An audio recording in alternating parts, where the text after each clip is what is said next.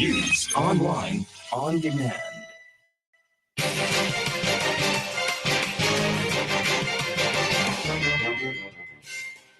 Good afternoon and welcome to WEFM's Midday News, brought to you with the kind compliment of Court St. Vincent Limited.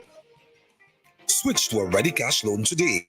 Bring your loan to us and get 25% off your interest rate. Get flexible payment terms, fast approval, and a hassle-free service so you can do all the important things you need with ease. All you need is your ID, proof of address, payslip, job letter, and 2 references. Visit us in-store or apply online at www.shopcourts.com. Courts Ready Cash. We are ready when you are. Conditions apply. Welcome back to WEFM's Midday News, brought to you with the kind compliment of Court St. Vincent Limited. I am your presenter, Rajiv Providence.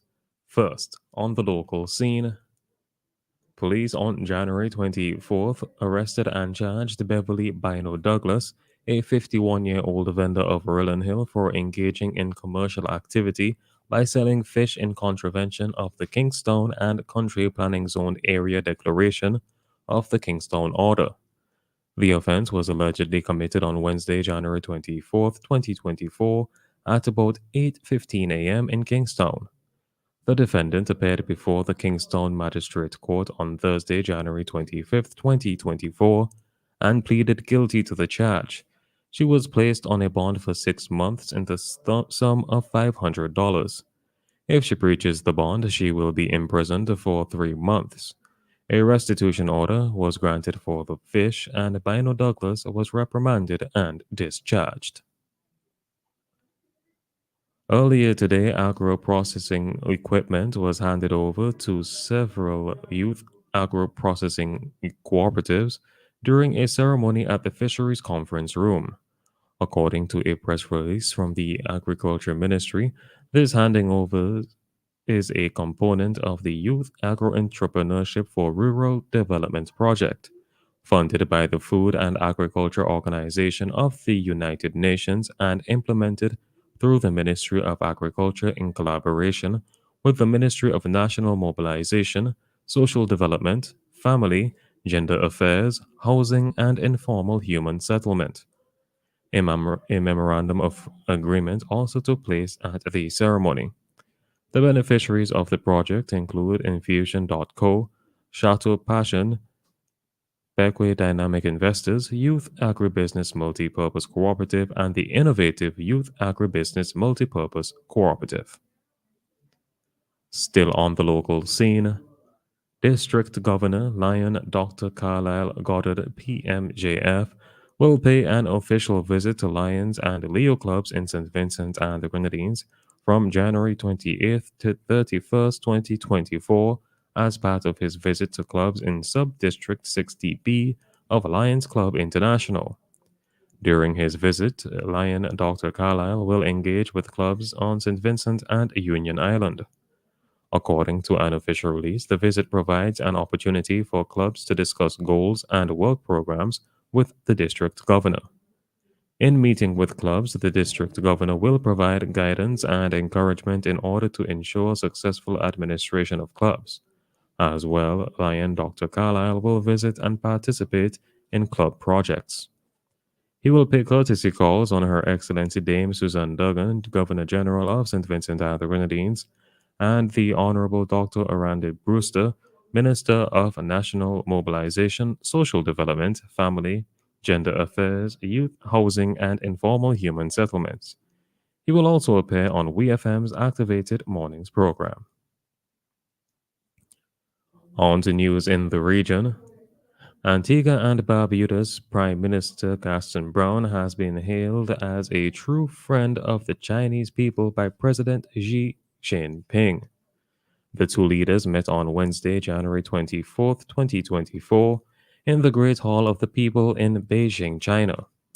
A statement from the Prime Minister's office said Xi expressed his happiness to see Brown. According to Loop News, Wednesday's meeting was the first time both leaders met in 10 years. Brown is the first leader of Latin America and the Caribbean to visit China this year. China's president expressed his country's willingness to strengthen the strategic alignment with Antigua and Barbuda to raise their relations to a new level to achieve greater results and more benefits for both countries.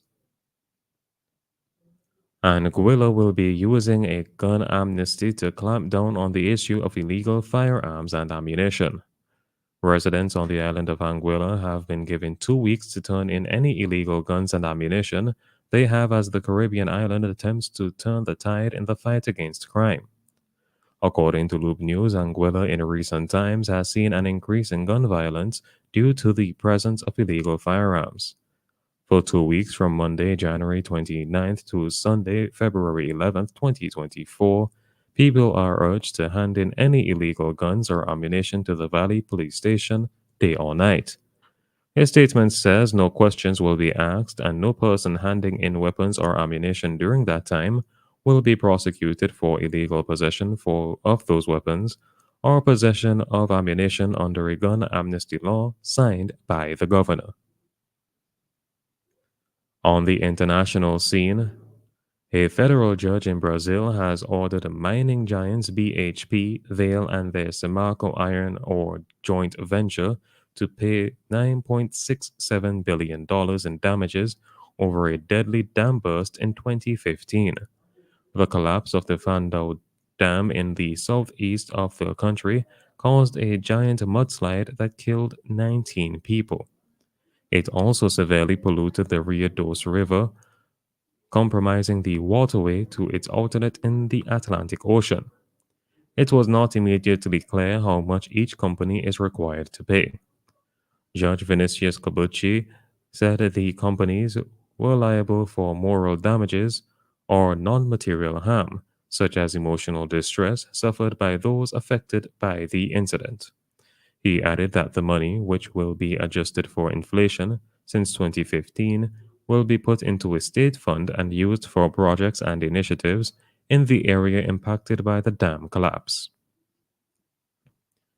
Finally, in sports, ex-Spanish Football Federation President Luis Rubiales has lost his appeal against a 3-year ban from football-related activities by FIFA.